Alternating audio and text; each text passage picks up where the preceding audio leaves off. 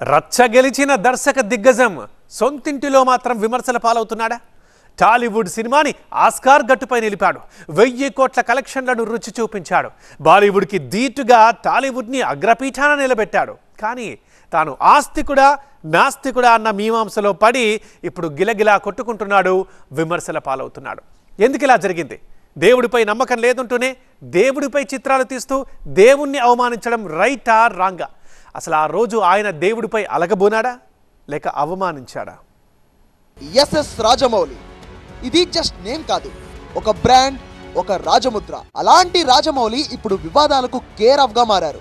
Varanasi movie event లో రాజమౌళి హనుమంతుడిపై చేసిన వ్యాఖ్యల చుట్టూ వివాదం రాజుకుంది.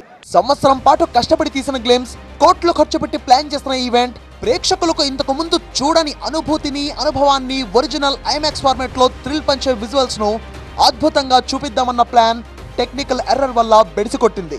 అయితే కాసేపు అక్కడికి వచ్చిన అతిరథం మహారథులనే కాదు, వేలాది మంది ప్రేక్షకులకు కూడా చికాకు తెప్పించింది. గ్లిమ్స్ ప్లే చేసే సమయంలో భారీ ఎల్ఈడి స్క్రీన్ మొరాయించింది.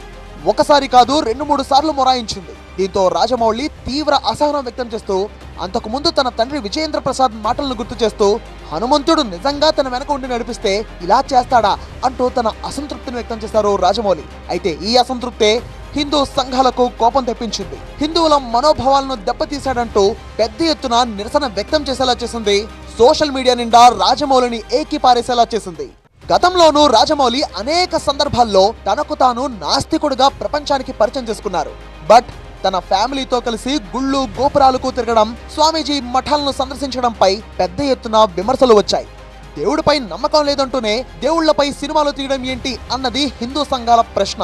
అంతేకాదు రామాయణం, మహాభారతం తన డ్రీమ్ ప్రాజెక్టులని ఎప్పటి నుంచో చెప్తున్నారు రాజమౌళి. అలాంటి దర్శకుడు హనుమంతుడిని కించపరిచేలా మాట్లాడి ఆధ్యాత్మిక భావాలను దెబ్బతీశారంటున్నారు హిందూ సంఘాల నేతలు. ఈ క్రమంలో కేంద్ర మంత్రి బండి సంజయ్ రాజమౌళిపై వేసిన సెటైర్లు ప్రాధాన్యతను సంతరించుకున్నాయి. దేవుడిపై నమ్మకం లేని రాజమౌళికి నమ్మకం కలిగేలా చేస్తామన్నారు బండి సంజయ్. ఎవరు అవసరం వాళ్ళది. రేపు భవిష్యత్తులో ఆ దేవుడు కరుణించి ఆయన దేవుణ్ణి నమ్మే విధంగా ఆ దేవుని యొక్క కరుణా కటాక్షలు ఆయన మీద ఉండాలని కోరుకుంటున్నాను. రాజమౌళి గారు నిన్ను 100 ఏళ్ళు ఆయుర ఆరోగ్యాలతో సక్సెస్ అయ్యి ఆ అమ్మవారి ఆశీర్వాదంతో ముందుకు సాగాలని కోరుతున్నాను. ఇక ఎమ్మెల్యే రాజా సింగ్ అయితే ఒక అడుగు ముందుకు వేసి రాజమౌళి సినిమాలను బ్యాన్ చేయాలని పిలుపునిచ్చారు. హిందూ దేవుళ్లపై సినిమాలు తీసి డబ్బులు సంపాదించుకోవడమే రాజమౌళి పనా అంటూ ఘాటుగా మండిపడ్డారు రాజా సింగ్. అసలేంది నీ ప్లాన్ ఏంది, నీ ఆలోచన ఏంది? అంటే ఆల్రెడీ ఇంకొక మూవీ తీస్తున్నావు వారణాసి, దాంట్లో మహేష్ బాబుకి తీసుకున్నావు. అంటే ఆ మూవీ ఎక్కువ ప్రచారం కావాలని నీ ఉద్దేశమా, లేక నిజమైన నువ్వు నాస్తికుడా? ఒకసారి డిక్లేర్ చేయి. హిందువుల మనోభావాలను దెబ్బతీసేలా వ్యవహరిస్తే అస్సలు ఊరుకునేది లేదని హెచ్చరించారు మరో బీజేపీ నేత చికోటి ప్రవీణ్. హిందూ ప్రేక్షకులు సినిమాలు చూడుకుంటే నీ సినిమాలు ఎక్కడుండేవో ఆలోచించుకో అంటూ రాజమౌళిని తీవ్ర స్థాయిలో హెచ్చరించారు చికోటి ప్రవీణ్. మదమెక్కిన ఏనుగు మురిక్కాలువల పడ్డదంట. ఆ తరంగా ఉంది మన ఎస్ఎస్ రాజమౌళి కథ. నువ్వు దేవుడిని నమ్మకపోతే నమ్మకు, మరి నీ ప్రతి ఒక్క సినిమాకి ముందు పెద్ద ఎత్తున పూజ చేసి మరి ప్రారంభోత్సవం చేస్తావు కదా, మరి నువ్వు నమ్మనప్పుడు ఎందుకు చేస్తున్నావు? ఆల్రెడీ అందరు విమర్శిస్తున్నారు దేవుని కథలతోటి నువ్వు అడగోళ్ళు డబ్బులు సంపాదించినావు అని చెప్పి. ఇలా రాజమౌళి టార్గెట్ గా హిందూ సంఘాల నేతలు విరుచుకుపడుతున్నారు.